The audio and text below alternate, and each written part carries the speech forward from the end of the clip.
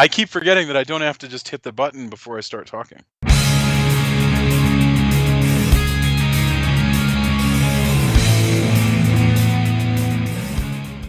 Hello and welcome to Castle of Horror, the show dedicated to horror movies and awesomeness. This week we continue our Flatliners Retrospective with the greatly unexpected 2017 film Flatliners. Bear in mind, if you haven't seen today's movie, we're going to be talking about it from the perspective of horror fans who have seen it. So warning, spoilers ahead. From Denver, Colorado, I'm your host, Jason Henderson, author of the upcoming Young Captain Nemo series from Fievel and Friends Macmillan Books. With me from Los Angeles, Adam Foshko is Director of Story Development for Activision's Call of Duty, Skylanders, and Destiny franchises, including story consultant on the recent released and everybody loves Destiny 2. Say hello, Adam. Hi, how are you tonight? Good to be back. I'm glad you're back. And I cannot wait to discuss Flatliners 2017. All right, from the Rio Grande Valley, where he is a professor, David Bowles has received awards from the American Library Association, the Texas Institute of Letters, and the Texas Associated Press. To the dozen books he's written, he'll soon be adding Feathered Serpent, Dark Heart of Sky, Myths of Mexico, and the YA steampunk graphic novel Clockwork Curandera. Say hello, David. Hey there. Hey, and welcome back. You know what, the last time, David, other than this retrospective, the last time that you were on, I could swear it was when we were talking about the many remake or movies in the Exorcist series. Yep. And that was I guess I'm the go-to guy for like really weak remakes.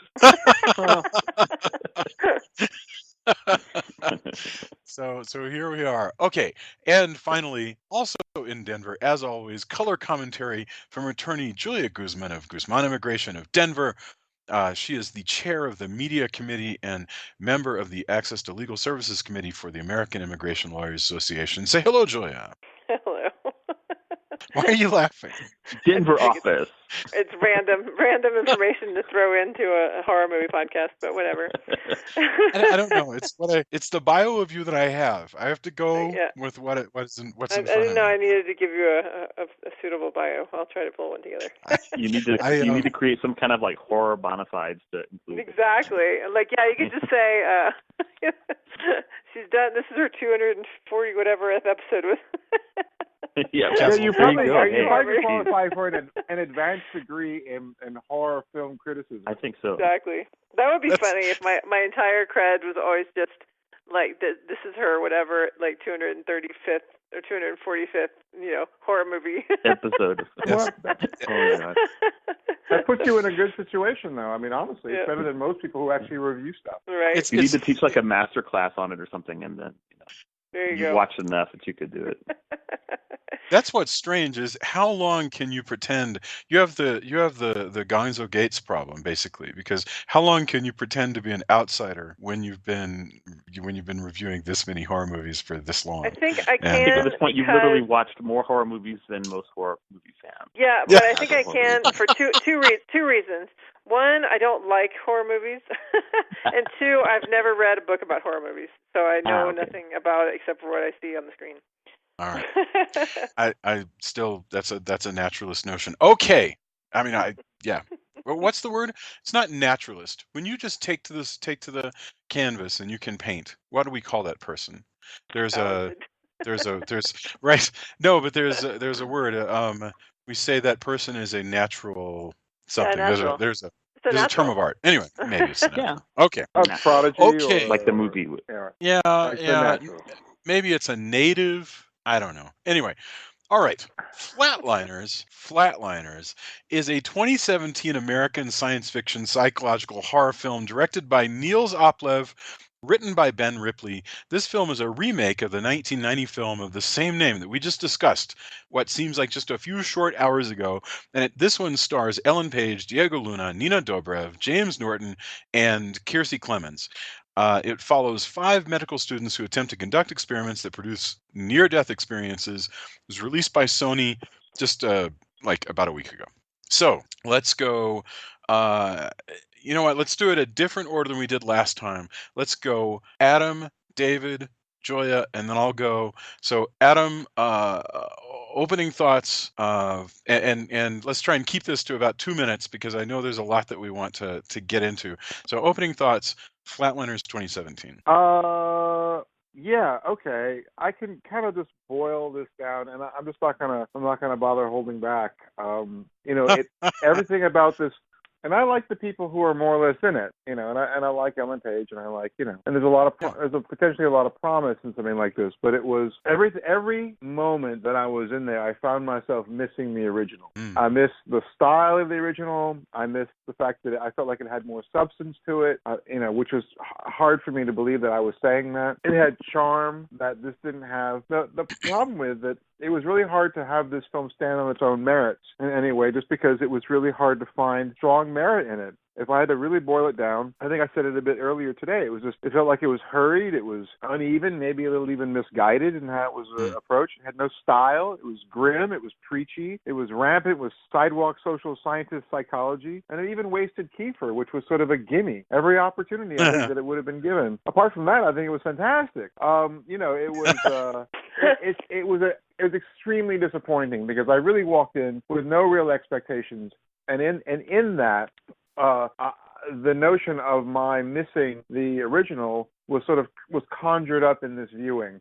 Didn't miss it when I went in, had no real expectation, and I found myself just going, wow, the other one had so much more charm and delivered so much more. And I think it was just this great sense of style that, was missing. And I think because they went down the road of trying to physicalize the horror, it actually, but in a very pedestrian way, I felt like it really, it's almost like like at the end of the night, any of us who've ever been in a bar of any particular type, country western or rave or whatever, and the lights come on at the end of the night, and you go, oh my God, whatever the mystique is has now entirely gone away, and we're left in a big warehouse. That's exactly what this was like. It was one big warehouse. It was just, every piece of charm, every sort of trick that could go in to make it interesting just all seemed to evaporate very quickly, and we're kind of left with the bones of this thing that just didn't really do it. So that's kind of how I felt. Unfortunately, awesome. I really wanted to like it. Wow, it will be fun to start to pick that apart. David, I've also invited you and tortured you with this film, unless you actually had a secret love for it. What are your first thoughts on Flatliners? So, when I was buying the ticket and going in to sit down, I had bought a Dos Equis and a bag of popcorn, and I was like, at the very least, they're going to churn out some kind of like Blumhouse, James Wan kind of lots of jump scares, atmospherics, some freaky things like popping out of nowhere. It'll be it won't be very substantial, but it'll be fun. It'll make me jump a couple of times. There'll be some cool camera work, and I'll be fine. The movie was so uninspired. It felt like it was filmed on somebody's handheld digital camera. It was so blah, flat. Mm-hmm.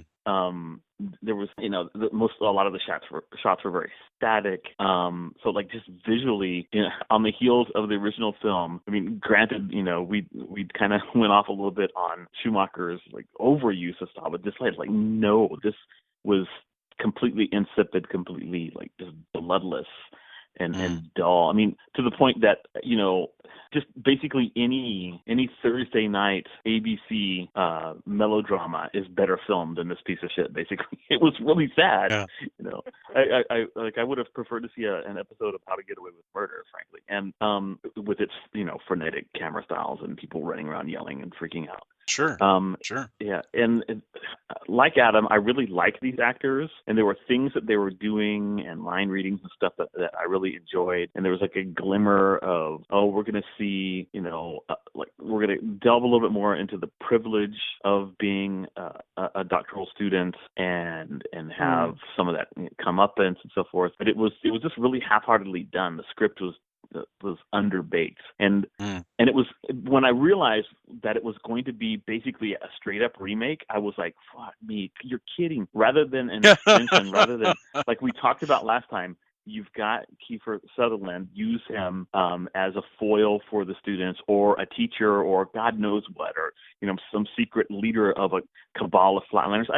A thousand things could have been done that would have been more interesting than what they did, which was just it was ridiculous. And they even apparently cut the very final line by him that would have hinted at some kind of thing. They couldn't even, not even that was included in there. So it was highly disappointing. And some of the interpersonal relationship stuff was kind of interesting, but it was done in this kind of like soap opera, or like more like, say, like a CW kind of like romance on the Flash or something like that. It's like something just very unconvincing and empty. And I was just left at the end going, wow, I just sat through this. This is really, really bad. And so, my first impression is it deserves the 4% it's got on Rotten Tomatoes. It's bad. It's a bad film. Wow. Yeah, no, Joya? I think it's funny. This is not. Sorry? No, go ahead. You didn't hate it as much as they did. No, I didn't. But I thought it was funny that he just randomly threw in there the thing about How to Get Away with Murder, because I actually don't watch that show because the first couple episodes I saw, or the first episode they had that was ever on, I didn't care for it. And I love the other Shonda Rhimes shows. So, but then I was just telling Jason last night, I'm like, I'm going to have to start watching this stupid show because they're bringing in two of my favorite actors this season. So I just thought it was funny that you randomly mentioned that. I'm like, yeah, totally with you. Yeah, my wife and I watched it dubbed in Spanish, and it's a lot of fun. It's empty calories, but it's a lot of fun. Well, I watched Grey's, and it's my favorite. But I may have to watch it because of Josh Charles and Jimmy Smits are going to both be on it. But anyway, no, I didn't hate it as much as you guys did.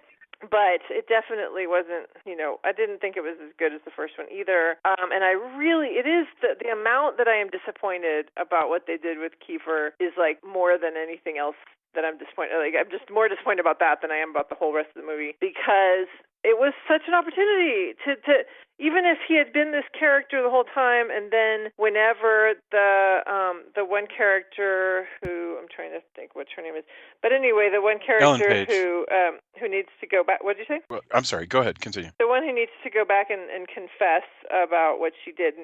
Marlo, I think is her name. Sophie. Oh, right. Marlo. Right. Okay. Nina I'm sorry. Dobrev. Nina Dobrev. Yeah.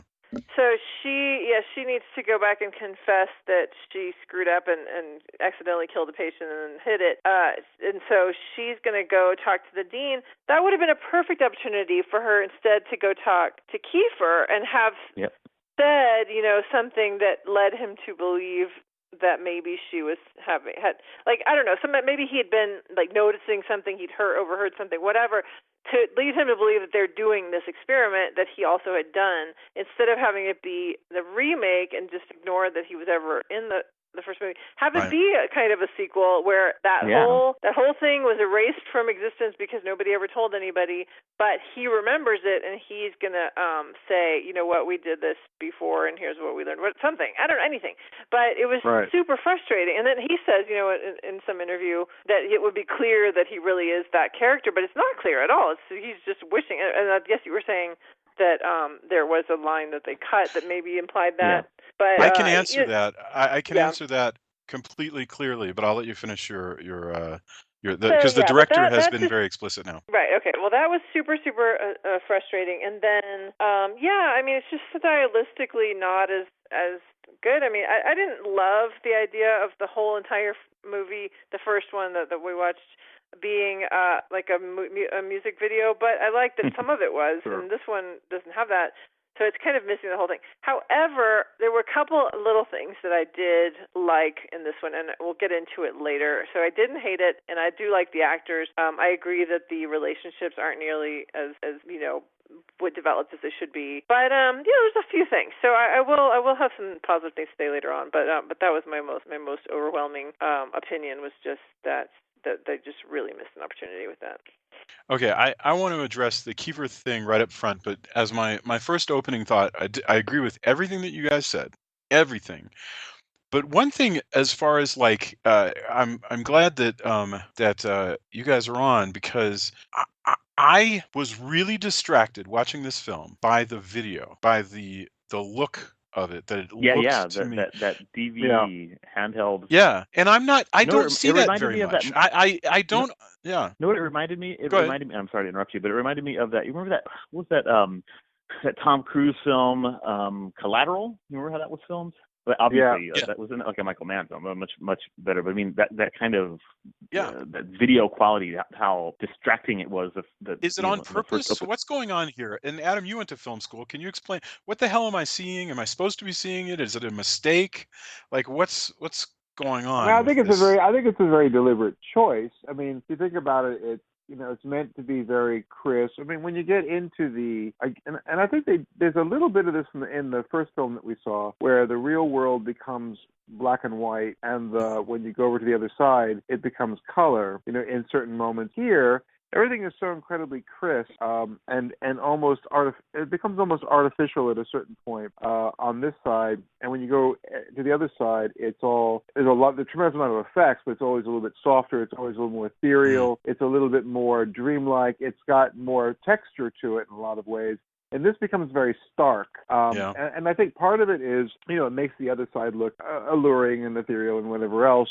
And there's a tremendous amount of effects in it. But here you're going with hard edge, with the lighting and with the effects, to then I begin to push the horror film angle of things to then make things extremely, crisp, extremely, in focus and free of anything that even is sort of like the softness of film grain. It's all done in a very clear and crisp style, and makes you incredibly present in it, so that you're sort of in it. And I think it's even in the camera. So you feel like you're in the car with them, like when they're. I think it's almost subjective. Yeah. You are. I think it's meant to sort of put you into that moment by moment. And I'm not crazy about it, because it reaches a point where, to me, it doesn't feel. And I recognize this might just be a matter of prejudice or age or whatever the hell, but it makes me feel like I'm not watching a movie. It feels like a reality TV episode or something. Yeah. With it's that a little too real. It's a little too. I don't know. There's something that's magic about film and what it does, and I understood why. Like as you were saying earlier, Michael Mann film, particularly Collateral. I understand why that was done. I understand that was done also very deliberately. I think to a good effect. But I think that this is something that I think is, even though it was deliberate, again, it's one of those things that didn't quite add up. And that's probably my biggest beef with this film. And I think there's so many things that didn't really add up in the story, in the approach, in like a lot of things would be good on their own, but somehow when it was all put together, the elements that go to make a cake are kind of there. You go, eggs, flour, sugar, it's all kind of there. But when you put it together, you go, it doesn't taste like a cake. It's not in the right order. It's not in the right, in the right measurements. It's not in the right. It's as much physics as it is chemistry. It didn't come together into a thing. And then we had the other problem that we all know what cake tastes like. We all know what the first film was like, and we had these. There's something to compare it to immediately, and you go, God, even if it's another vision, another take on it. The point is that even when it stands on its own, it doesn't quite make sense. I found myself kind of throwing up my hands in the theater, which is always fun for people who are around you. Just when something would happen, I'm like, okay, why? That made no sense. Like, it was a thing. It's like, why would someone do this, or what is this? And you should never do that, because it takes you right out. And I'm not that critical. I want to be told the story. I want to, follow this. But when I began to see the thumbprints of either the director or the editor or the studio or the screenwriter, I mean, I feel like this somehow must have been massaged to death in some way, because things happened and I went, this feels like it was added. It doesn't feel like it added up to something. Well, and sometimes soft. Like for instance, in the first movie, you have Billy Baldwin, who is routinely practicing a kind of video voyeurism where he has sex with women and records them and collects the videos. That is softened in this one to a guy who impregnated a waitress and hasn't called her since. That's as daring as they're willing to be, which is weird that in the 30 years or whatever it is, they've become, the studio is that shy that as racy as they can get him is not acknowledging a child, which is crazy. And I think there's a part of me that thinks, because the same director who basically did Girl with the Dragon Tattoo, there's a part of me that thinks, and I have nothing to substantiate this. I haven't done the research. I have no idea. There's something that tells me, though, that this may have gone down a slightly different path once upon a time, and then I think maybe it got reined in. And I don't know if it got reined in editorial. I don't know if it got reined in pre-production. I don't know if it got reined in kind of partway through. But I feel like it's almost as if this was maybe going down a particular avenue, and it got, it went through a change even to where, one of the critical changes, I'll put it this way. I mean, and we'll go through some measure of the plot. You can be as specific as you like, but I do want to talk about. Well, Kiefer, I mean, go ahead. when the only person who really sort of dies permanently in this, when Ellen Page is killed or dies or whatever, I feel like it was done to, as if to say it wasn't earned. I felt like it was done to say whatever has come over from the other side has come back with a vengeance, and actually it means business. It was a sacrifice. She did nothing necessarily to deserve to be killed, and there was no. And her death, I don't think, was earned. I feel like it was a checkbox to then sort of quicken the, heighten the effect, and then to raise the stakes.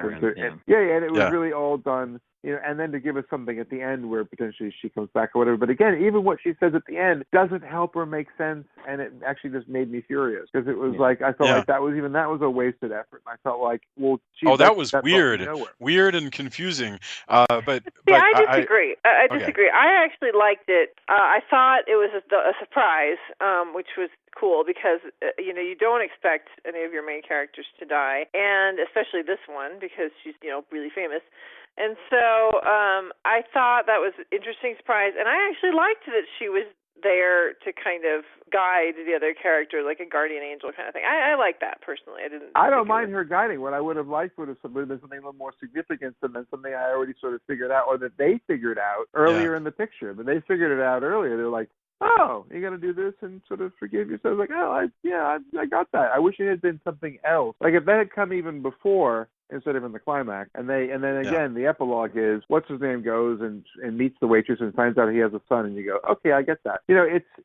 It felt like what she said was too little, too late. Yeah. I would have been much. But if the fact that early on he's haunted by her.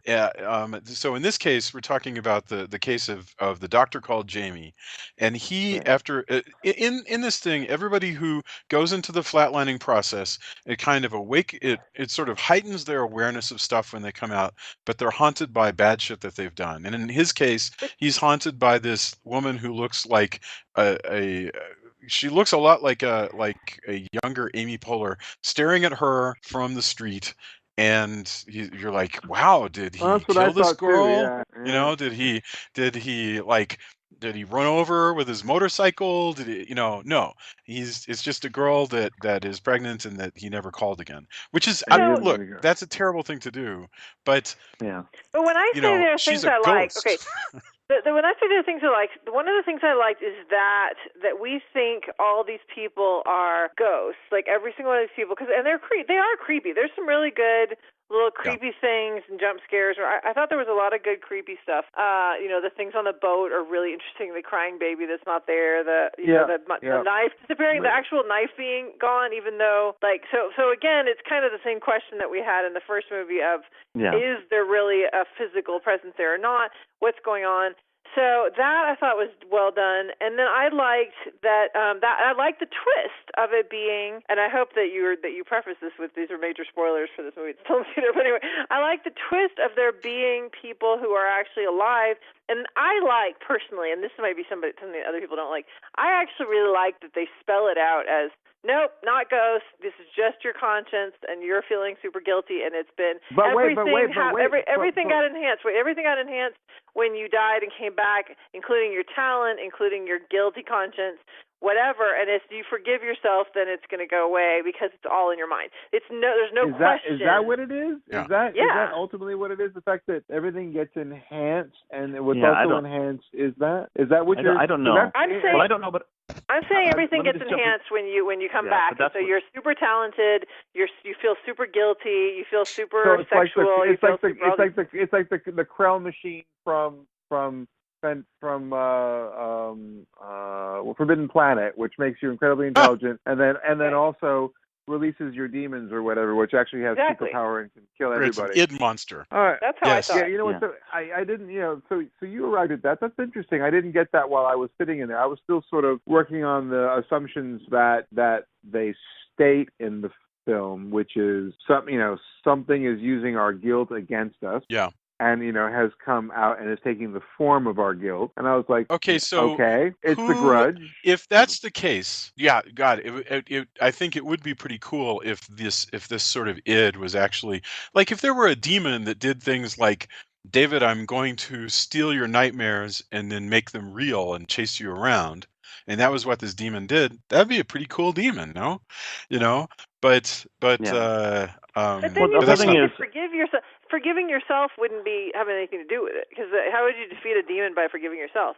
I think that the demon is obviously the two things don't really coexist, because you still have to have the thing of, well, it has no power over you, but you still have the issue of sending back whatever the thing is. You'd have that sort of.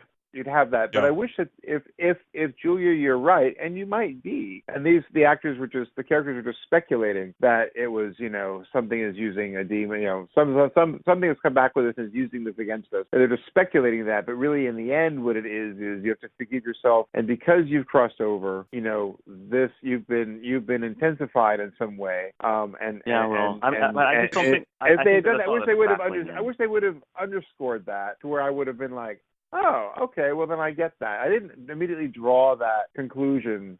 I was still sort of trying to piece it together because I didn't really know what to believe. But it wasn't interesting enough for me to have like a strong conversation over. It wasn't kind of like, I didn't want to speculate that much because it felt like it was extremely pat in the end anyway. David, what were you saying? I'm sorry. Oh, no, I was just going to say that while Julia's reading of it is, I guess, a valid reading, I mean, a lot of it is just like inferred. So, like, there are a couple of things here. First of all, this notion that when they come back, that some ability of theirs, whether it's like in the case of, the main character, Ellen Page's character, like her memory is improved, and then with Jamie, it's like his inspiration or his intuition was really heightened, and each of them had like some inherent talent of theirs that was heightened afterwards. I mean, that's a lot different from the first movie, and what it did was it turned the scientific search for knowledge and desire for fame or for recognition, for making it scientific, all that gets dropped immediately. And it's like, oh shit, I want to go under because I need to be really super smart so that I can be an awesome doctor. Yeah. And so, I mean, to me, when the minute that mechanism undercuts like all the characterization and kind of turns them in, basically, they're all motivated by the same sort of like greediness for this like superpower, rather than what we saw in the first film. That was new. I think Sophia more than anybody else, because Sophia really seems like she's like, because I'm behind, everybody else is doing better than me, and I really want to do better. I feel like the others are more about just all of it, the experience, the whole thing. Yeah, but I mean, but despite Ellen Page's initial, we're going to record the brain and we're going to find out what's going on, whatever, like that shit gets dropped like immediately when everybody realizes that she's suddenly got like the super power of remembering. True. And it never touched it. Right away. So they're like, since she didn't die, then. But I mean, Then I guess she came back, and she came back smarter. They're like, okay, I guess it's okay, rather than come back as a vegetable. Sure. But what I mean is, like, she doesn't continue to pursue that any further. There are no more scenes where they're like, oh, let's figure out what specific areas of the brain, and then there's not even any like no techno babble at all. It's just like. It's like, let's just party and have sex and be all excited because we died and we came back like more gifted. And so none of them are, there's no... there's not even a moment's question. For you. Think about that. Huh?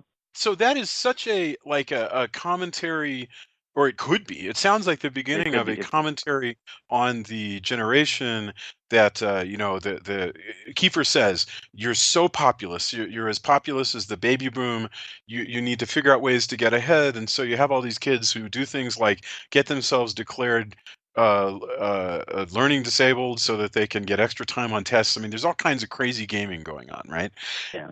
And so that's sort of what they're doing. They want to do well, but there's no commentary. There's not like a moment where they're like, maybe this is wrong. Because if you're going to do that, if that's what it's about, then why not make it about that?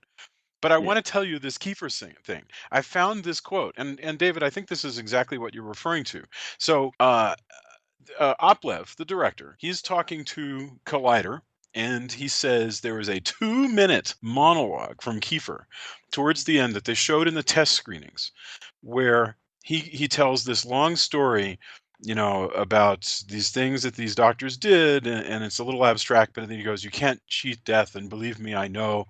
Trust me, I know." And it's all about, it's like zooming in on Kiefer, and it's about he's connected to all of this story. Right, and if they had left that in, that would make more sense. And I feel bad for him now because he probably feels like an idiot for like the way he ends up looking. Because he shot it. This is why he said what he did. He probably thought that was still in the movie.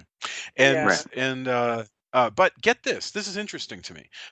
By the way, I would have done so much more with him, because if you're going to make this a franchise, you may as well have it be like he's been doing this for years. Once they survive to the end, he's like, all right, now we can really get started, because I've gotten way past where you guys are right now. Right. Any number of things. But whatever. But the reason that Oplev cut that speech is because he said that the older audience members liked it because everybody knows Kiefer Sutherland, but the younger audience members were confused by it, and he didn't want to leave any confusion as to what was going on. And the thing is, that's consistent with another cut that he made in this movie where they had reshoots to have characters do more explaining of what's going on, even though we've been talking about how we saw this movie and we're still a little confused as to what's going on. But they put back in dialogue to suggest, there are no ghosts. You have to do some kind of a ritual of amends, and then it'll be taken care of. So the reason they cut Kiefer was because he was worried that young audiences would be less confused. And I have to think, who the fuck cares? I mean, in other words, I don't understand this desire to avoid any moment of confusion. And that's really troubling to me. Yeah, well, and given that some of his previous films are elusive and refer to like older things, whatever, to me that just sounds like a lot of bullshit. He realized that he did not thread Kiefer through the film enough for that 2 minute for that 2 minute soliloquy at the end to be earned to pay off. He was like, oh shit, yeah, it doesn't pay off because I'll bet you're right. Yeah. There's just so many other things they could have done with this film, and that's why, I mean, if the previous Flatliners hadn't existed, this would have been like, yeah, it's all right. But just given what they could have done, from anything from what you were suggesting about he's continued flatlining afterwards, and he's risen to this new level, and he's just waiting for a new group of students to come along and discover it or whatever, or maybe they're doing research on flatlining events, and they uncover a story, and there's a photo of him with this old name, and they're like, fuck, and there's just oh my God, see, we should have written this movie. 1,000 ways to do this story better. We can make up. We can make up a possible alternative every minute.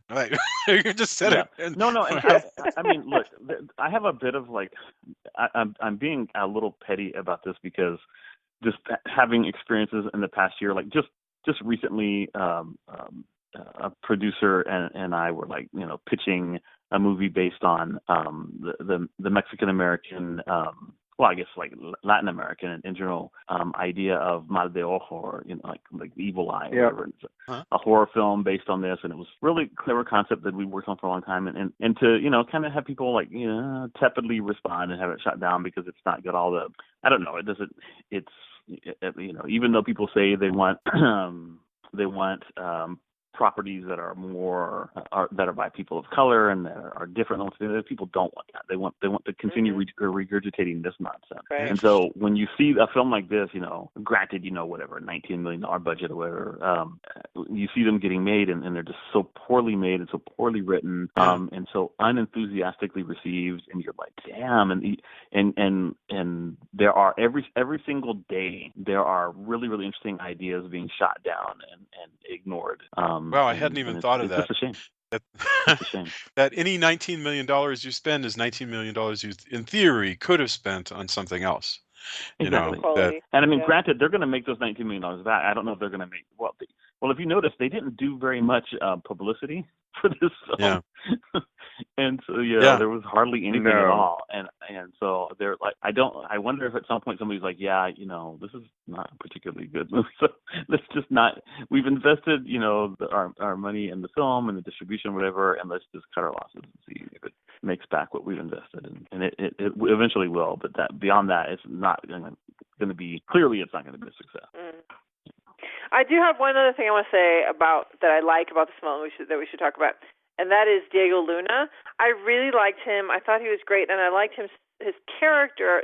He's the only character I like more than the original characters, because I liked his character so much more than Oliver Platt, because as the one character who doesn't go under, he's actually useful and not kind of useless. Yeah. Which is what Oliver Platt's he's like was. Oliver Platt, but really more like Kevin Bacon. So it's kind of like if Kevin Bacon were Mexican and he had not gone under. But he's actually. It seems like he's actually us. I mean, he's the moral compass. He's the conscience. He's unlike Oliver Platt, who was just sort of the guy who and even in this film they say he didn't risk anything, which is really kind of like what Oliver Platt did. But he's not the guy who follows the rules. He's the guy who, in fact, he's the moral compass, because he stands for stuff, because even he goes, no. Even though I didn't go under, whatever happens to you happens to me. He's basically the guy that we check everybody against, and so he's really us in this, unlike.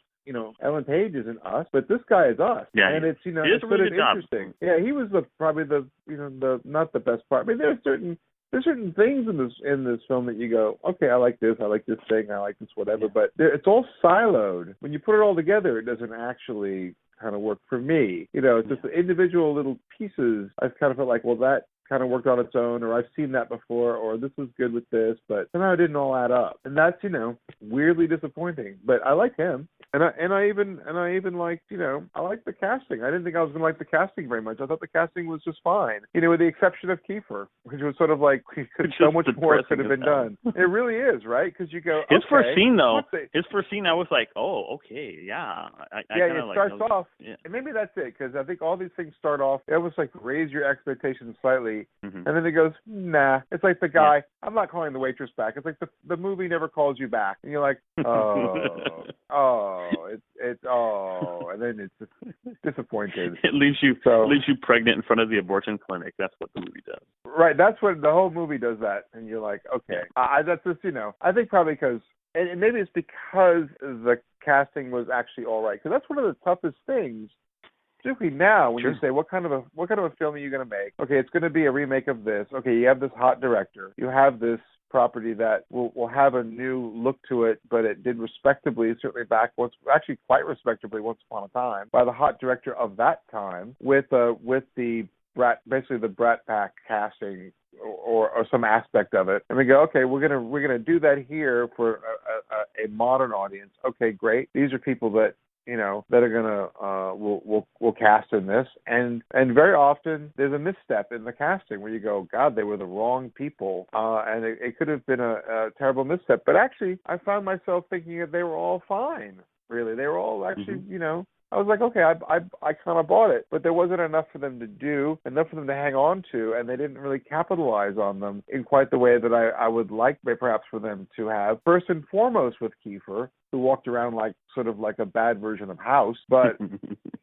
really it's it's just the the cast that was front and center, I felt I really wish that there had been more for them to do, and they really would have explored this a bit more, and they would have made more of the concept of this, but realized in the modern world, and maybe a way that we, that our sensibilities and our appetites and our way of looking at life has changed, not just with the generation, but because of technology, because of the things that have happened to us as individuals and corporately as well. Since the original Flatliners, there's a tremendous amount that has happened. We don't have the eyes of the eyes and the sensibilities of the '80s anymore. This is a very, we're very wide awake in a lot of instances here, and maybe again, this is maybe another reason why he chose a particular camera style and a particular kind of stock, in a style that was more real, because we actually are in a much more real environment these days, and that's a possibility. But I think there's an opportunity there to kind of go, great, while you're looking at the real life around us, there's the world behind the world, and then it's this. Then draw us into this thing where we think we know what's happening, but really there's more to it. And it didn't really do that quite the way that I had hoped. And again, I wasn't going to superimpose my own story on this. I just wanted it to weave a story that would say, okay, look, this is what it was then, here's what it is now, and have it be something that's like that grew with the time, that grew with us as a generation of filmgoers, that grew with us, with a new set of perspectives. It wasn't enough. That's what I was getting at when it was just when I realized it was just a remake without anything additional to say about the human condition and about like you're suggesting where we are now and how far we've come in the intervening 27 years or whatever since the first movie came out, and there's just none of that there, and it just feels like a really big missed opportunity. Okay, so let's recap what each of those stories is. So because previously in the last there were, I think, 4 men and 1 woman. This time you've actually got 3 women and 2 men, but each of the stories is more or less kind of analogous to the previous story. So to start with, I'll take Ellen Page. That's so Ellen Page plays more or less the Kiefer Sutherland character. She's the one who comes up with the idea of wanting to do this thing that they call flatlining, and every one of these people has guilt. Her main thing is dealing with. She wants to know if there's an afterlife because her sister died. Right.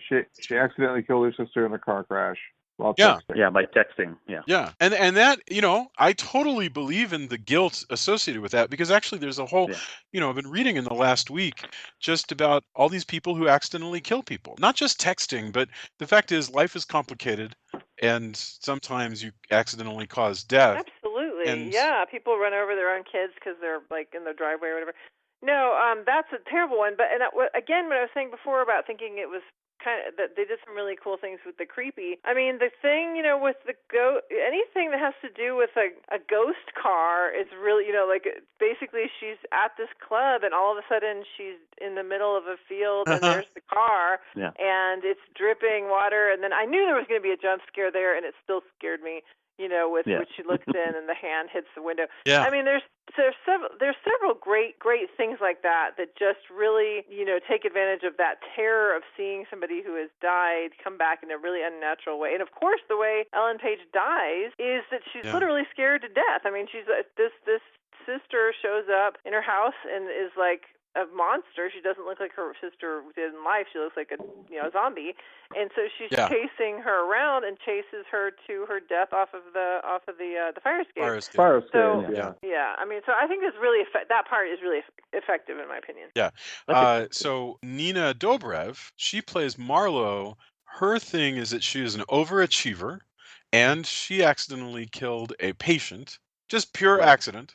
And she has lied. By giving him a combination of medicines that, when combined with what he was already taking, that she didn't verify with him. Right. Yeah, there you go. Yeah. Cause him to die. Yeah. And then she covered it up. And she covered it up. And that was the thing, was the cover up, And the morality of the movie is such that to be absolved of this, she needs to go tell the truth about that.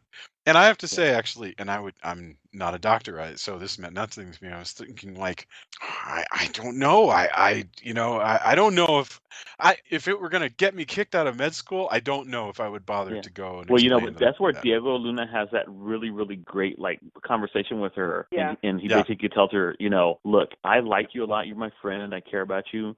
But you're worried about not being able to become a doctor, but if this is what you're going to do, then maybe you don't need to be a doctor. And that's a conversation that I've had to have with people like in the education field, of people who want to become teachers who can't pass exams and different things like that. Like I've had to tell people, you probably don't need to become a teacher. And it's a hard thing for someone to face up with. Like they have a dream. Well, it's a very moral statement too. It's a statement with moral confidence, that where he can say that with confidence. He doesn't think somebody's going to like she's not going to second guess that, because it has a truth to it.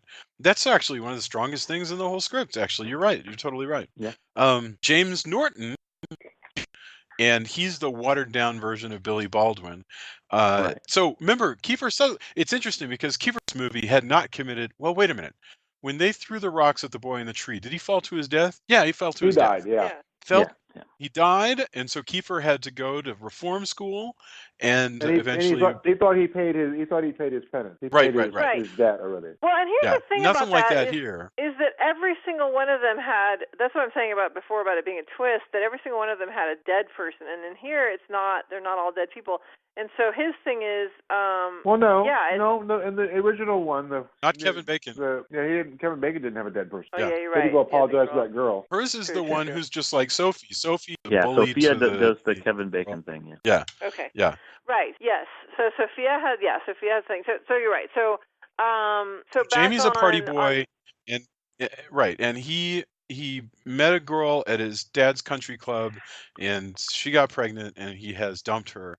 And no, but it's not that simple. She got pregnant, and he said she was going to get an abortion, and he said, I'll come be with you at the clinic, and then he just kept driving past it because he couldn't deal with all that. He couldn't deal with the idea of helping her get the abortion. But it turns out, because like you were saying about our movies now being so much more prudish really than the ones before, it turns out she of course didn't get the abortion because that would be wrong, and so she and I actually do believe that it's wrong, but I'm being sarcastic. We're not going to deal with that in this movie, and so she doesn't actually end up getting it, and so neither one of them could deal with the idea of the abortion.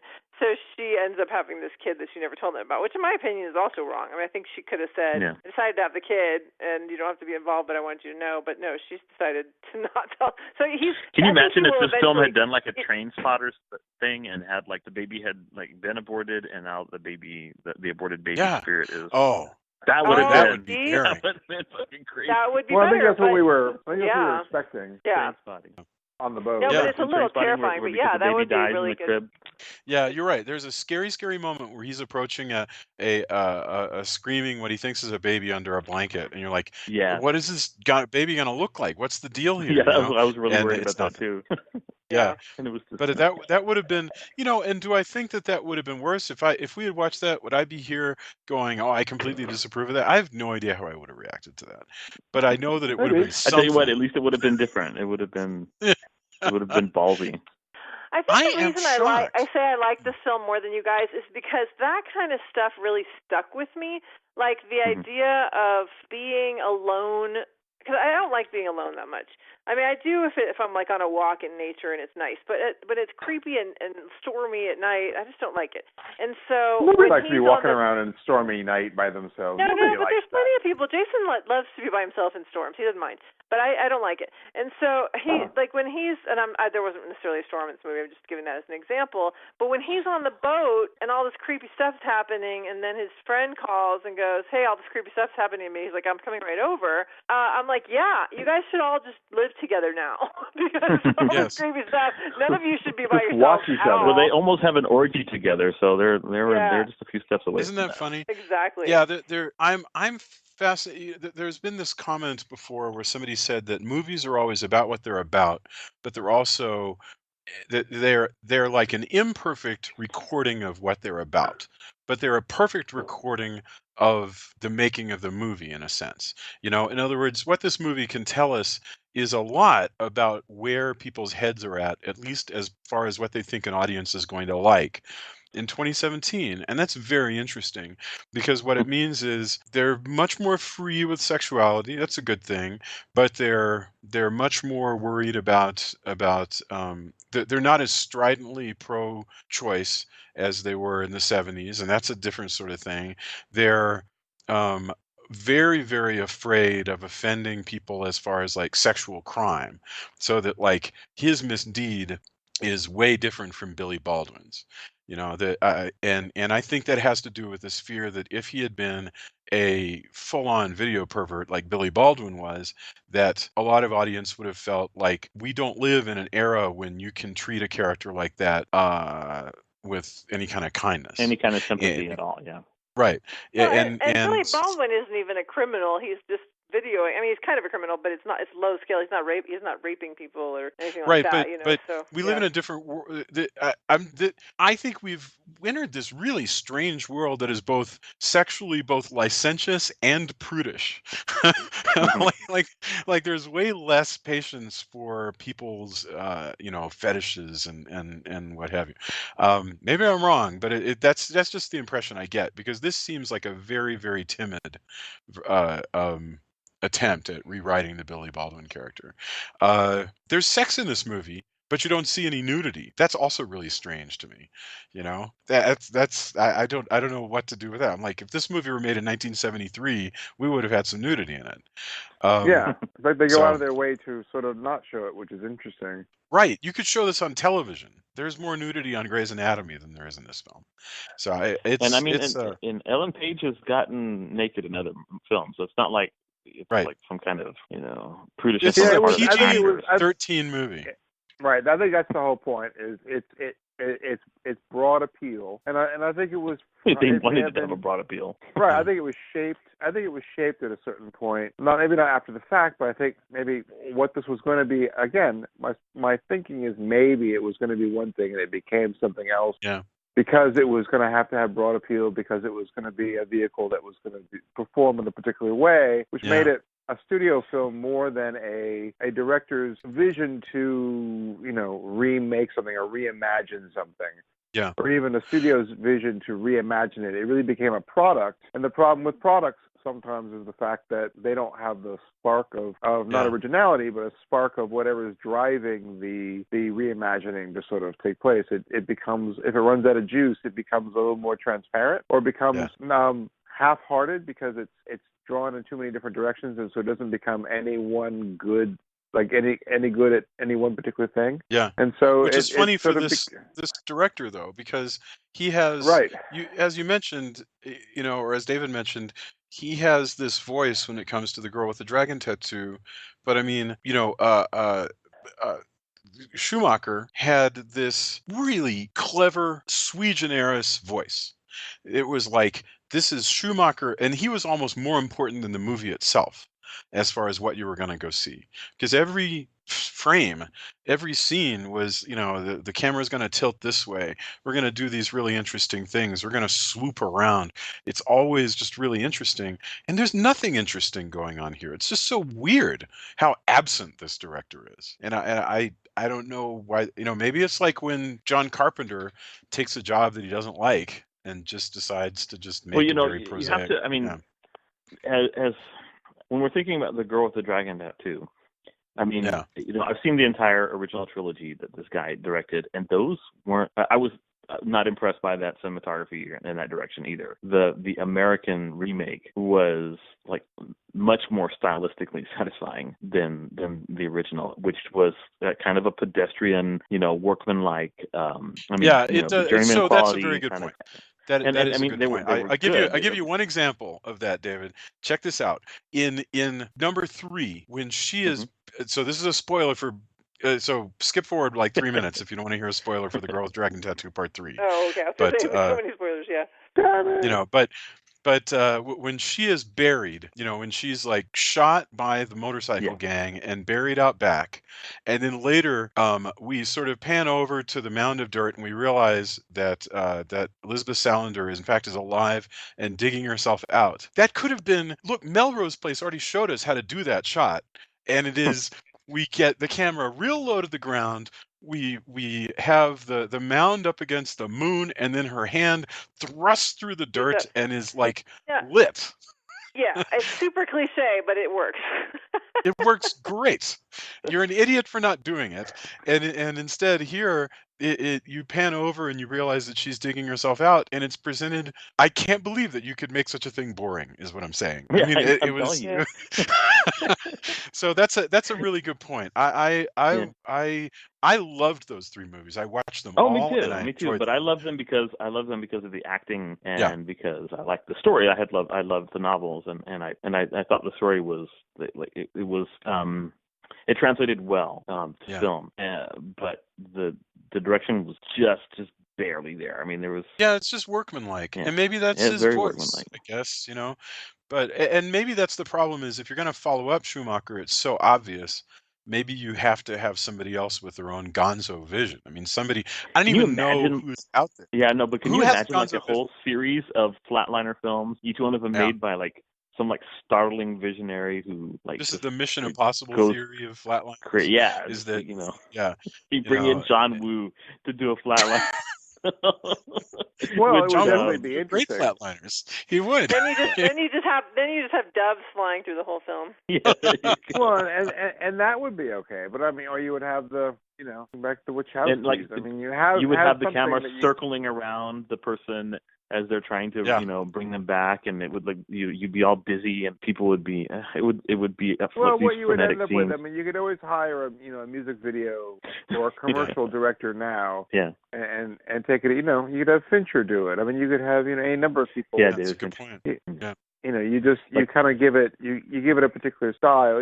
Somebody who's used to telling a story in a short amount of time, very visually, ideally from a commercial or a music video sort of perspective, and then applying style and sensibility, a particular sensibility, a vision to this, and then working out ideally somebody who's a structuralist too, who could actually tell a story, and then and that has a lot to do with the script. And I think the script was probably, I have a feeling the script was definitely a studio product more than it was like the director working with the writer. But again, I don't know. Well, this is Ben Ripley who did Source Code, The Watch.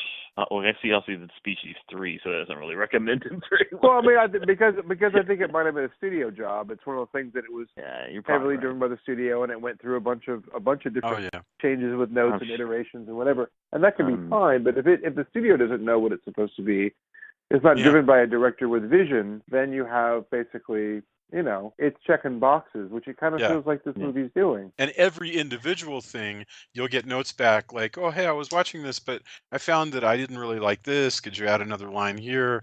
I didn't like this. Could you change that? And so every individual thing gets changed. You wind up with something that's sort of unrecognizable. That must be really rough as a writer, by the way, because in the end, you're the one whose name is on it. No matter how many other people are like poking at it and telling you to change stuff, they're going to blame you when it's when it's done, and then you can go, It's, no, I mean, it's this summer I went through 11 rewrites of a script, Jason, and with comments from 3 or 4 different people, notes and so forth, and I'm pretty content with the state that the pilot is in, and we'll see whether the people that we're pitching it to like it. But at the end of the day, like you say, it's going to say written by David Bowles and not by these 3 producers and other people, and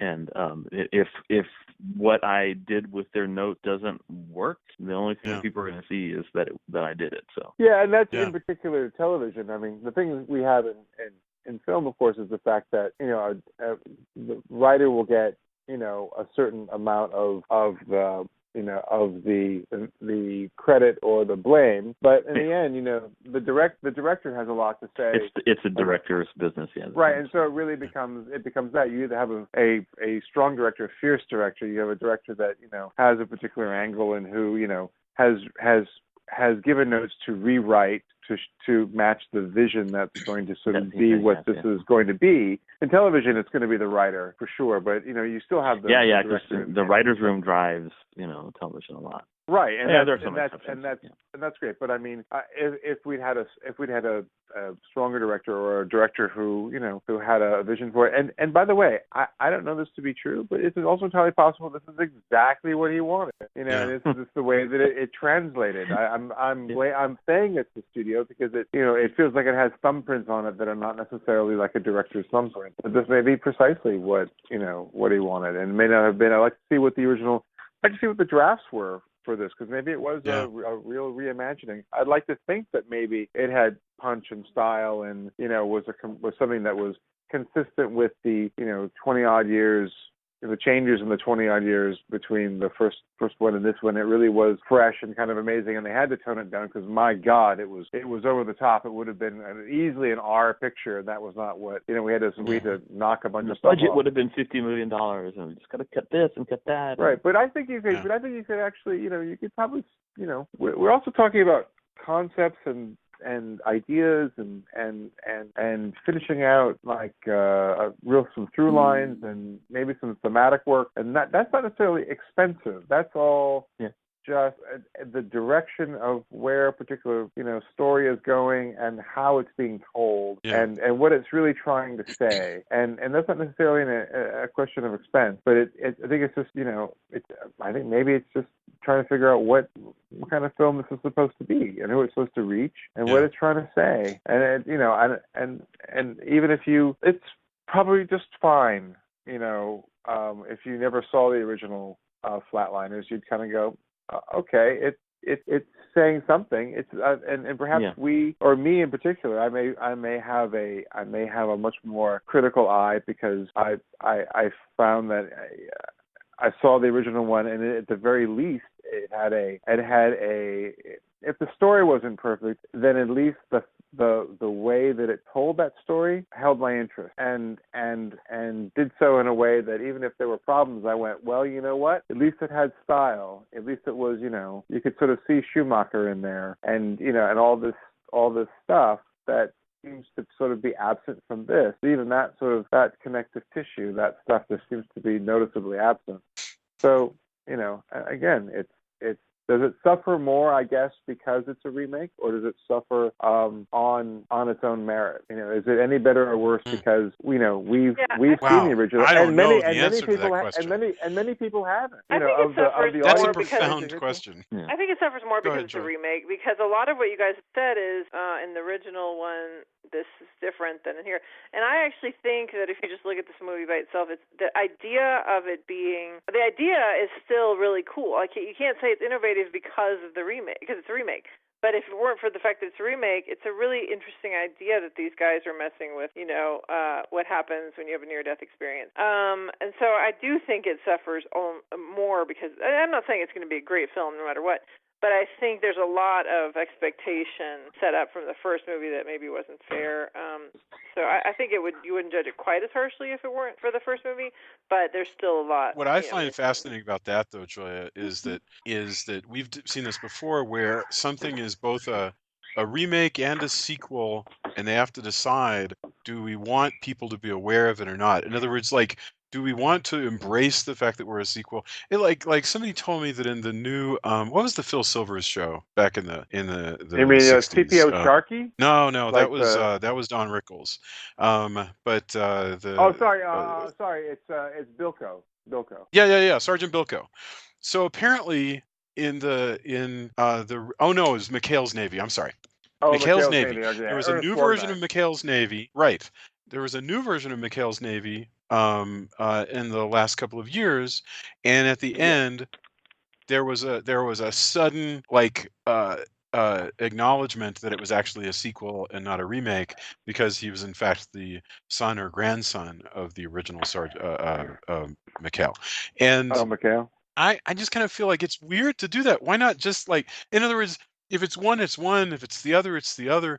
But I always feel like this desire to have things both ways, you wind up with something that doesn't have the oomph that it would have if you were just kind of going for Well, it. but I think it is fun when you And have something that is completely a new thing, but then they sneak in a little thing that goes, oh, but it's tied to that other thing. I think that's kind of fun, because then it's like a nod to the fans of the original thing. It's like, oh, well, it turns out so and so is related. Or, there was a guy once, he called himself the Doctor, and blah, blah, I mean, it's just stuff like that where it's not that they're actually going to introduce this character, but just to kind of give a nod to the fans and be like, oh, hey, they're talking about my show. Which is ideally what Kiefer was supposed to be, I imagine. Yeah, that seems to be the case. That one way or another, whether in the finished product, forget what the intent was. I guess the finished product, that he was either, hey, nod and a wink, I was in the first one, even though I'm not playing the same character. I was in the first one, and I'm sort of the spiritual sort of godfather of the thing, even though I'm not the same character.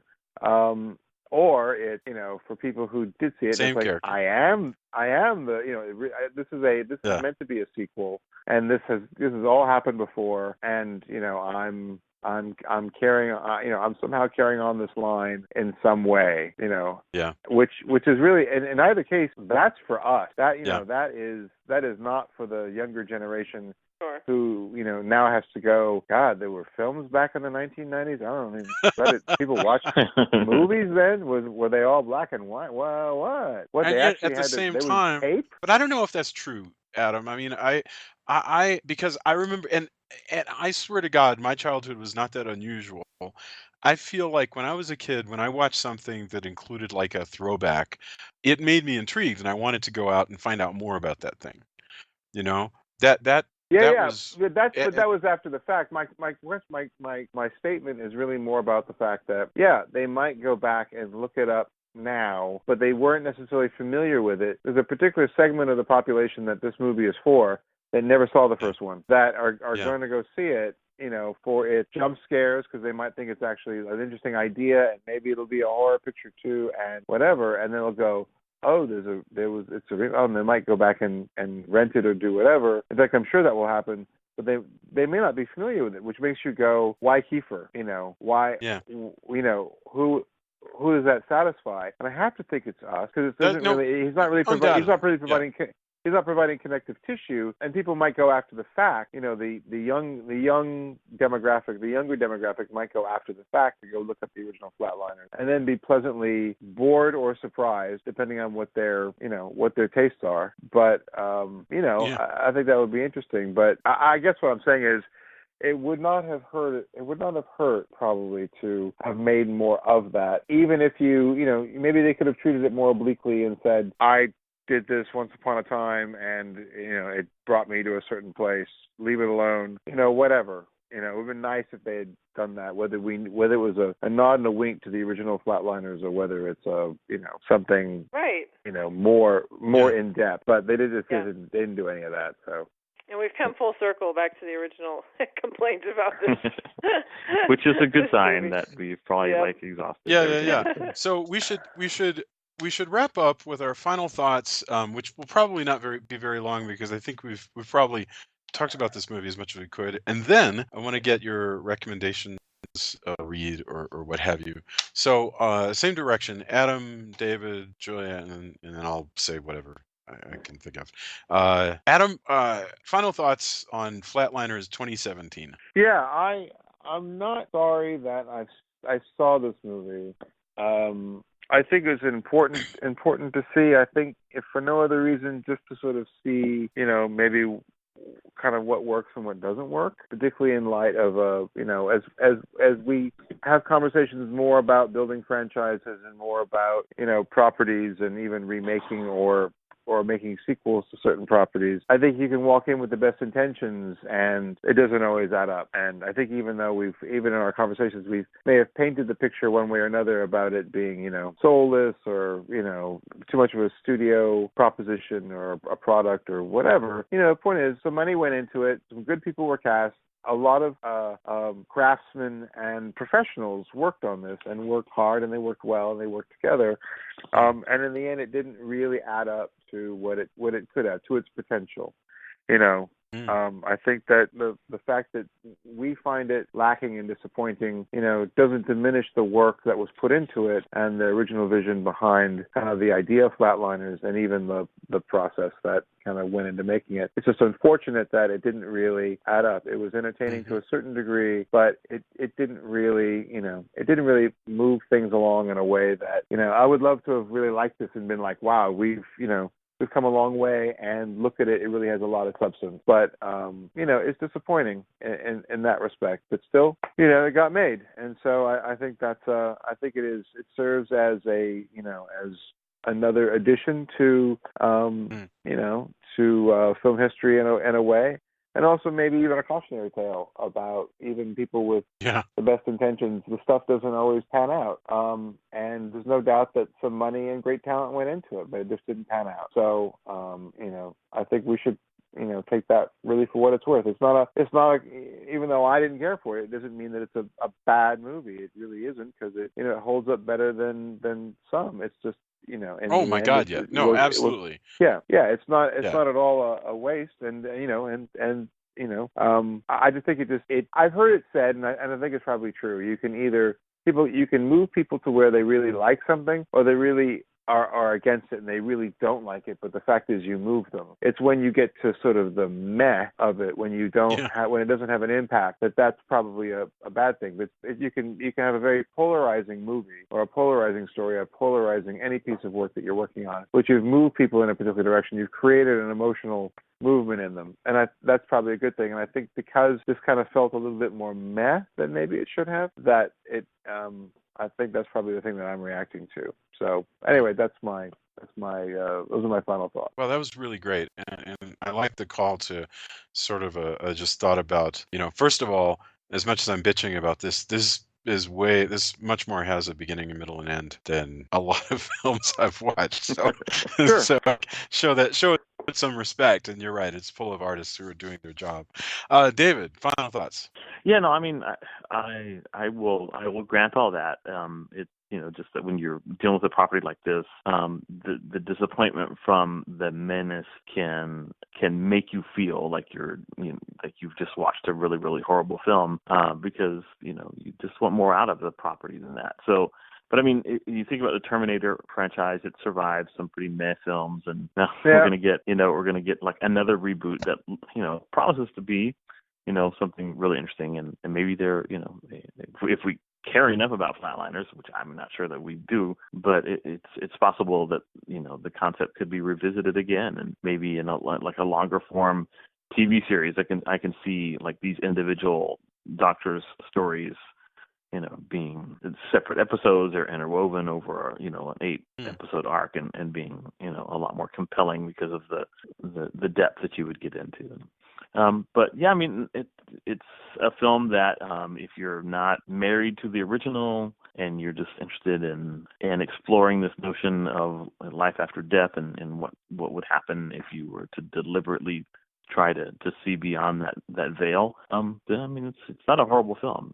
Maybe you wait till it comes out on Netflix or on cable or something. But I mean, I'm not gonna recommend it or anything. But I guess there are worse things that you could watch.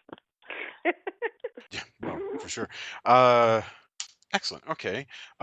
Julia, what are your final thoughts? Flatliners. Well, rather than say much about Flatliners, what I wanted to say was that I really enjoy the different dynamic of having you guys on here and from how things are usually with our original Gang of Four, because I feel like I'm in a university film class when I'm with you guys. It's like so fun to have, you really sound intelligent and eloquent about something that is really not even deserving of your intellectual prowess. But anyway, I did want to say that, because both of you are talking, I'm always like, oh, they sound so smart, and it's like we're talking about Flatliners. I feel like we're wasting your brains on this. But anyway, but no, I already, I think I said pretty much everything I would say. Like I say, I'm really glad that Diego Luna is in this film. I think he really adds a lot to a character that really could have been nothing. And I also like how they did their. I mean, I'm not a medical person at all, so I don't know if it's even remotely realistic. But it felt medical when they were doing all the, all the stuff to bring each other back and whatever. So I didn't think that was terribly unbelievable. And there was some good creepy stuff. There was some good, interesting ideas, a couple of surprises, and so like I say, it's not. I didn't hate it. It wasn't one of my favorites. I kind of immediately forgot about it, but it wasn't. It was okay. Awesome. I have nothing else to add. We've talked about. I feel like I've summed up everything, and you guys have been much more eloquent than I could. So I definitely want to move on to endorsements. Like what you guys. It's been fun listening to you, and I'm just curious, like what you've been reading or watching, or what you would want to share with us. So, Adam, what do you have for us this week?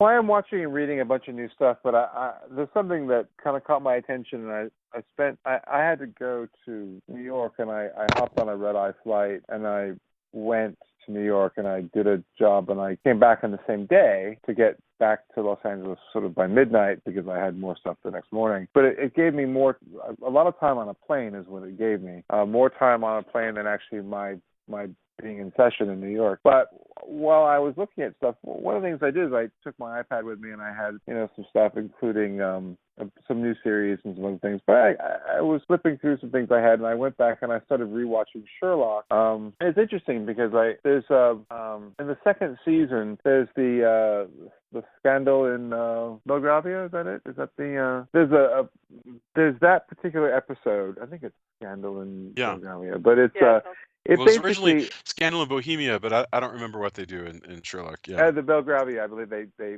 not Belgrade, but Belgravia. Yeah, that's it. Yes. Yeah. So it is Scandal in Belgravia. It actually, I looked at it a couple of times, and I looked at I had some pages and whatever as well. As I broke it down, as I looked at it, because again I had plenty of time, I realized that is the perfect episode from beginning to middle and end in a completely encapsulated state. It is the perfect television episode. And it's one of those things that I would actually encourage. Is that an Irene Adler episode? Yeah, that's what it is. Yes. Okay. It is the perfect episode. Whether you were familiar with the series or you weren't familiar with the series, you read anything before, you didn't, and just beat by beat, moment by moment, kind of for not just that series, but just as an episode, as the anatomy of an episode might unfold. Mm-hmm. It is the perfect episode. It does all the things that it should do. It's really smartly put together, and I really found that as I went through it a couple times and as I took it apart, and I was really surprised what a brilliant episode it was and how perfect it was. It was one of the few that I could hold up and say, wow, you know what? This is actually perfect in the way that it does the stuff that it's supposed to do, and the story that it tells, and the way that it sort of it carries you through the course of the story, and then how it delivers you on the other side. It does all the right thing. I was really surprised, just even objectively, like how it was sort of the perfect episode. So when you think about it, everything is in that one. I mean, it really is. It, like, they do the for the people who are really into the relationship between Sherlock and Watson, there's their friendship, there's the occasional jokes about the gay panic between them, there's the Irene sexiness, there's everything. That's like a 90-minute episode. You're totally right. Well, I mean, I keep forgetting that one takes 90-minute episodes. Yeah. No, I mean these are like Columbo. These are like full movies, really. That they're Columbo. doing. But I mean, where they do like 4 a year or whatever it was.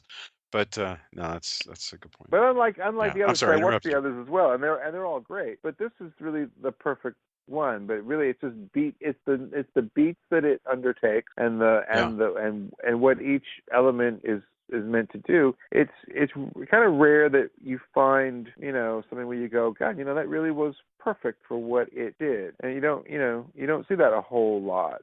And so I was it wasn't just sleep deprivation or travel fatigue, although I'm sure that played an enormous role. But it was having the opportunity to actually kind of focus in on it for a while that I was really surprised. So I wanted to kind of throw it out there as something that I noticed that's worth looking at again, and maybe even if you can find a copy of the script, breaking it down, certainly looking at the episode and sort of appreciating it for what it is and seeing if you agree. Part of our college class. That's homework. excellent. That's wonderful.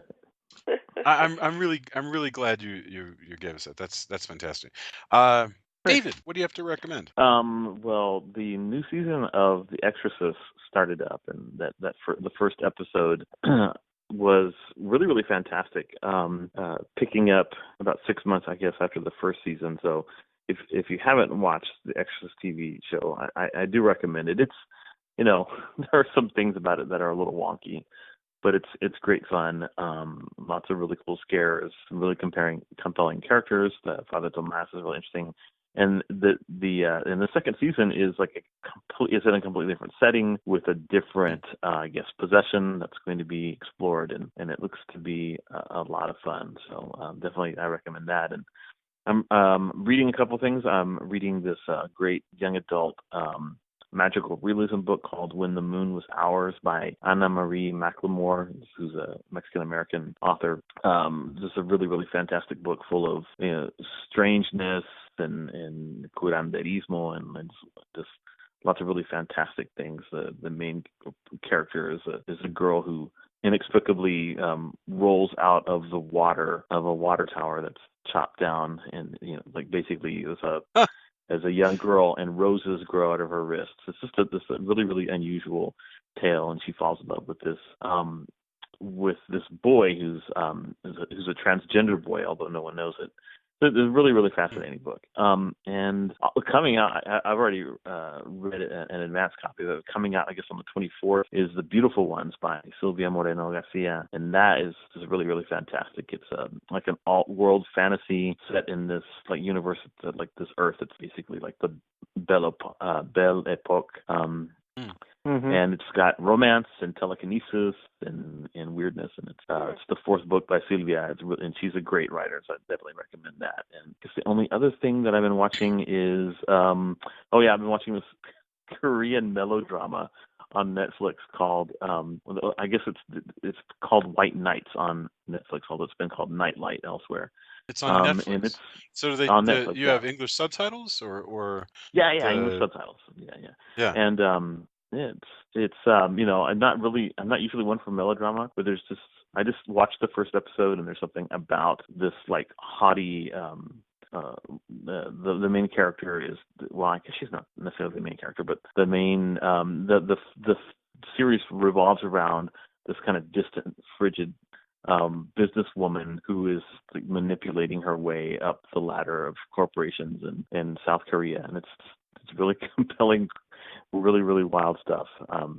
Cheesy, over the top, but a lot of fun. So that's what I'm into this week, at least. David, I was thinking about what you said about The Exorcist, the TV series, which I haven't watched a single one of, and so maybe I need to look at it. But when we did the whole Exorcist series, the movie series, I remember I kept thinking, all right, all these movies have been about following this one priest as he deals with this one demon, and I thought that's not how. I was like, what they really need to do is, even if it's about the same priest, each time he rockets into town, there's a new exorcism that needs to be done, and then he leaves. I was like, how hard is this? Just give us more exorcists. So now and it sounds like that's what they're doing. We've got these two priests. We've got the exorcist, and we've got his apprentice exorcist, and they've kind of been, I guess they've been at this point, excommunicated, or one of them at least has been excommunicated. So now they've just taken the show on the road, and they're going just that's like the guys in Jan. in Salem's Lot, at least in Salem's Lot, the book, yeah, that sounds really good. I gotta check that out. You always have these recommendations that are great, like you recommended the Hannibal show, and that turned out to be really fantastic. Oh yeah, fantastic. All right, Julia, what about you? What have you been watching, or what do you want to lay on us? Well, first I wanted to comment about the Exorcist thing. I'm just so like, I don't want to use the word triggered because of what it means in this day and age, but like it really affects me to watch anything about exorcism because having grown up Catholic and just being like really sensitive to all that stuff. I don't know that I want to watch the show because it sounds. Just all that stuff always just scares the crap out of me. That's what I mean. I don't the show will scare the crap out of you, Juliet. I don't really like being. This is one that Jason needs to watch on his own. Yep. Yeah. But no, I have nothing nearly so horror related. Even my favorite show is back. This Is Us. I love This Is Us. It's such a good show. If anybody out there still has, by some chance, not just binge watched it and become addicted to it, you need to, because it's just so good. So that's my new. I'm super excited about the new season, and as I said, of course, I have my Shonda Rhimes shows as well. Although I'm not loving Scandal anymore that much. But Grey's is still making me happy. So. But yeah, I've just back in my network TV season happy place, so it's all good. So, thank you very much. And I you can be freed from sharing with us horror stuff, since it's back to school time for all the TV series. Okay, what I was fascinated by, Mike Mignola shared this article that I hadn't even noticed, and but it brought up this conversation that I find I'm having with a lot of people lately, which was in Newsweek. It was like last week. It was on the 22nd, actually, of September, and it was called Netflix Streaming Video and the Slow Death of the Classic Film, which was an article that linked to a couple other articles that have sort of pondered this question, which is we live in an era when a lot of young people, your students and whatever, have access to a lot of streaming classics, but what they know tends to be what's available to them. So like if Psycho is not on Netflix, they might not see Psycho. And that's true enough, but I have to say that I disagree to some extent with the thesis of this article. So the article, and I think people should read it for themselves and see where they come down. The article was all about how people are not are not watching classic films now because there's so much new stuff on streaming, and so they're just not getting exposure to old films. Which assumes, by the way, that they I think going without saying is this notion that they should be watching classic films, but that they're not by choice or whatever. And my thesis is that this is wrong. In fact, I guarantee you the movies that we get now in streaming are the tip of the tip of the tip of the iceberg of what's out there. I know this because I am a movie fanatic, and I know that much of what I'm looking for is not available except for through some very curious and creative means. And with like Netflix, and I have all the services, and so what I do find though is that now is better than the past. Because when I was growing up, and like if I say, hey, it's 1984, David, and if you and I are hanging out in Central Texas in 1984, and I say, hey man, I read this article and this person made a reference to Mildred Pierce, and I go, I want to go see Mildred Pierce. That's the end of the conversation, because we're not going to see Mildred Pierce unless maybe the local college is going to play it for some reason. And why would it? Yeah, it would be. UT would have to show it at the Union or something, or some super obscure and they might video store that just happens to stock old movies. But there weren't video stores in 80. Well, there were, but they weren't. Right. They were expensive and they were limited. Yeah, if you had money, you could like mail order like an actual the actual film version of it, and it would cost you an arm and a leg. Well, if you go forward, like let's say we go forward to like 86, and so everybody goes and gets some movies at the grocery store, you're still not going to find Mildred Pierce. Maybe the library will have it, but your library might have it, and Adam, your library might not have it. And so I want to watch Mildred Pierce, and you've got the library that has Mildred Pierce. My point is, this is way better than that. I'd have to go to an archive. Like I would have had to gone to the UT Film Archive, which I had done before, to actually find a piece of at that time, would have been maybe not even half-inch, right? Maybe not even VHS, probably VHS, but there might have been a 3/4 inch tape of it somewhere that was in an archive that would have to find, or worse, a reel of 16 millimeter film that would have to be spooled up and then projected. But there would be a film archive somewhere, that would be part of a film history collection that you'd have to go sort of dig up, which you could do. You'd have to actually go put that in a request at an actual library for film. Which, when you pick something really obscure. It's easier now, is what you're saying. Well, not only is it easier now, but there's also this thing find where, it on YouTube. YouTube has stuff. Now, I think I would like to see a lot more stuff made available in streaming. But, if the main complaint that Netflix has, though, is another problem, which is that it's difficult to get students to appreciate classic art that came out before their time.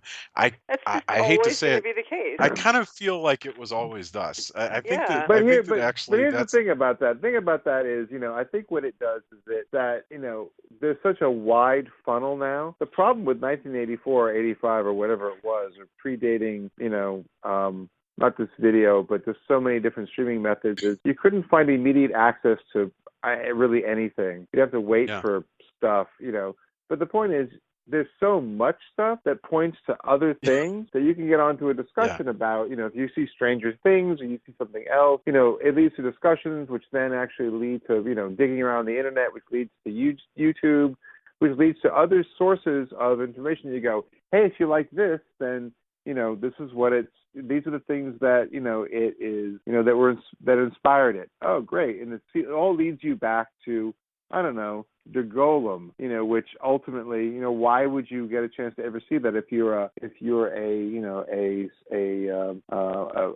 film student, or if you're a high school student or whatever? But you could actually get more access through other means. But it all seems to be linked through various people who are all watching everything and have likes and dislikes. It's so much easier to just throw a rock and find information you couldn't find before that even talks about this. We had to go to books to talk about certain movies that we had no hope of seeing anywhere. Right, you were never going to see it. Yeah. But the thing was, we couldn't have the conversation even to know those things were there. We couldn't know these things were linked. My point is, despite the fact that yes, I think that Netflix is sort of like the HEB Video Central or the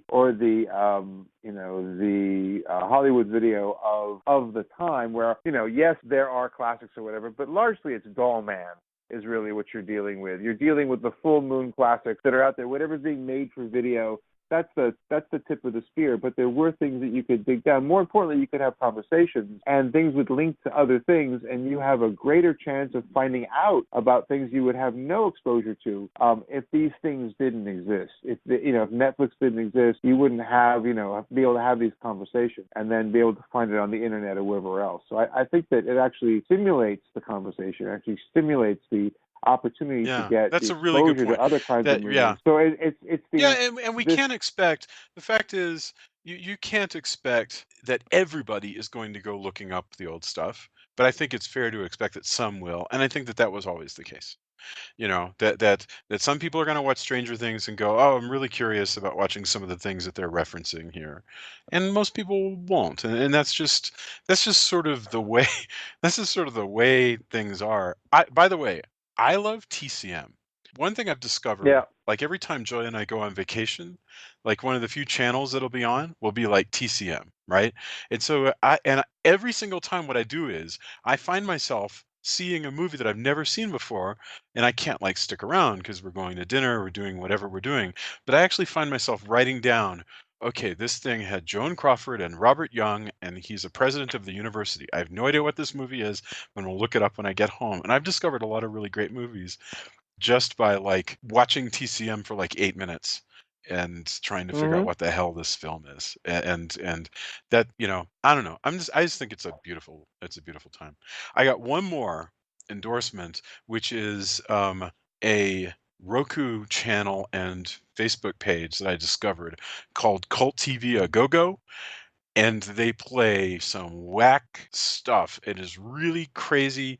They play, like I was watching it the other day, and they played The Curse of Bigfoot, which is a truly terrible film released in 1978, but cobbled together in 1976 out of footage that these independent filmmakers had made, mostly in 1963 and then some in 1976, and it's very bad. But I mean, it was really interesting just to see this project. Anyway, they played that.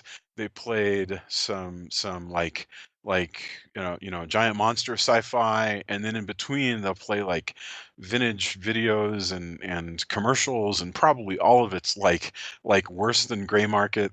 But I mean, I really enjoy this thing, and so that was my discovery of the week, is Cult TV a Go-Go. Just truly some crazy stuff. I was doing some video game writing and just letting some things play in the background, and like a 7-hour block of truly bizarre television. I felt like I was back to watching Night Flight, when just weird things would come up. Yeah. I mean, do you know why you can't get Night Flight?